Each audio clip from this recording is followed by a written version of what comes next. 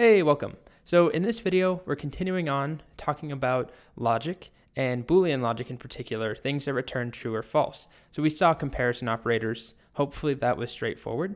Now we're going to take it up a little bit and learn how to actually combine these together, chain them in different ways, using what are called logical operators. So these are also tools that we can throw into any if or elif statement, but they work slightly differently in that they actually connect other comparison operators together. So they basically help us make more complex logical statements. So I'm going to just show them to you first and name them. So we have and, or, and not. Those are the three. And we'll start off by talking about and. The idea here is that there are two sides to an and. There's the left and the right, or the first and the second component. In order for this whole thing to be considered true, both the left and the right have to be true. So in this example, A and B aren't actually defined. This is just a shorthand. But whatever goes here, it could be x less than 5 and x greater than 20. Both things would have to be true. Obviously, that's impossible. But maybe it could be is name equal to Charlie and last name equal to Brown, then print whatever, you're a good man, Charlie Brown. So let's try it out here. So the example we'll use is of movie tickets. You're going to a theater. At least in the US, infants usually get in for free up until, let's say up until 2 years.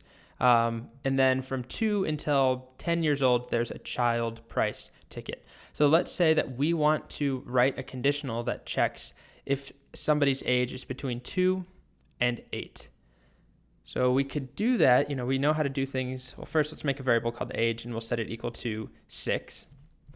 And we know how to do, is age greater than 2? That gives us true. And we also could do is age less than 8? That's also true. And, those could be greater than or equal to, less than or equal to, if we want to include 2 and 8.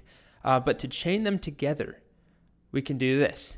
So we do age greater than 2 and age less than 8. Now, what do we expect to happen? Remember, both sides have to be true. This part is true, we already saw.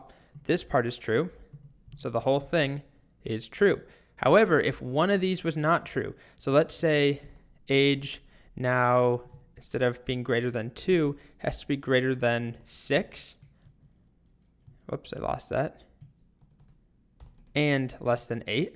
Remember that age is currently 6, so 6 is not greater than 6. This is false, which makes the whole thing false. It spoils the entire pie, as you can see. Okay, so that's and we could use that to do something like, put that in a statement. Let's do that now. I'll recall the last line, and we'll just add a really quick if age is greater than 2 and age is less than 8. We'll do print you pay child price. It's not quite English, but there we go. Hit enter. And because age is 6, it triggers you pay child price. Okay, next operator we'll talk about is or. So or is similar in that there's a left and right side, an A and the B, but only one has to be true for the whole thing to be considered true. So let me show you an example of that. And to do this, I'll make a little demo. Let's do touch or.py.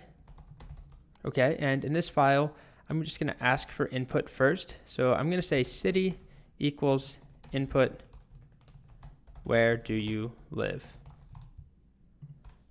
And we're going to check if a person lives in California. So if they say they live in San Francisco or they live in Los Angeles, then we're going to print, hey, you live in California. So we could check easily, is city equal to Los Angeles? And I'm not going to worry about capitalization. I'm going to assume everything is lowercase. And we could also check easily, is city equal to San Francisco? And what we want to do is write a single statement that just says, if city is Los Angeles or city is San Francisco, let's add an if now. If that's the case, we'll say print, you live in California. And then let's add an else that just says print you live somewhere else. Now, of course, this doesn't account for all the thousands of other cities in California, but it's just a simple example. So again, only one side has to be true. Let's test it out. So we're going to run Python 3, if I can spell it, or.py. Where do you live? Let's type, let's do New York first. You live somewhere else. Great. But now let's do San Francisco. And what did I do? Did I spell it wrong over here? Oh my gosh. Well, that undermines my entire video. Let's try that again. Now we can do San Francisco. And it says you live in California. I can do the same thing, but say Los Angeles. And it says you live in California. So that's or. Only one side has to be true for the whole thing to be considered true. So just a quick example with numbers, we could do something silly like 1 is less than 3 or 1 equals 99. What does this evaluate to? Well, 1 is less than 3, that's true. So we already know the entire thing is considered true because there's an or. So it doesn't matter what's on the right side, but just, for practice, the right side is completely wrong. 1 is not equal to 99. So this side is false. This side is true. True or false, because the or, one side only needs to be true, so the whole thing is true. All right, so this video grew a bit with some of the examples. I'm going to end it here and put logical not in its own video right after this. So we covered and or. Hopefully you're clear on what the difference between the two is. If not, we'll get a lot more practice with them. Okay, see you in the next video.